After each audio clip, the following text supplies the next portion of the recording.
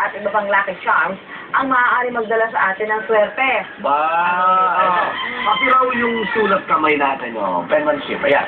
Ay! Susan yun, no? Oh! Maaari daw magdulot ng buwena. Papaliwanag sa atin yan ni JP Reyes, isang graphologist. JP, good morning. Magandang umaga po, mga kapuso. Ayan. Ano ba yung graphologist?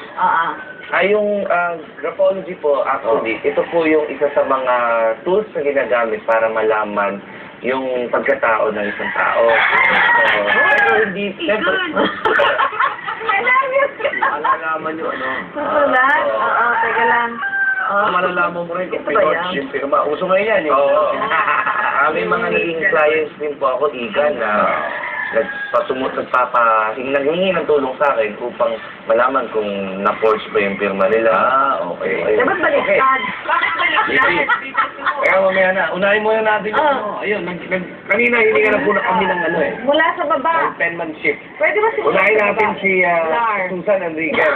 Okay, Opo. Susan. Ay! Ano Ayan, sila? pakita natin. Pinasulat kami eh. Ayan. Ang pangalan, I love you at thick brown fox jumps over the baby dog. Ayan. Ayun, nakikita mo kay Susan. Make it short and sweet. Okay. Sure. Okay. Matakot, go. Go. Kay Miss Susan po, Ako naman?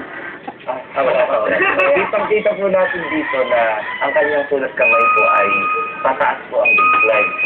Swerte po yun kasi po, ang indikasyon po noon ay isang taong enthusiastic, kahit na may problema sa buhay, ginagawa niya yung kanyang best para masolusyonan ito.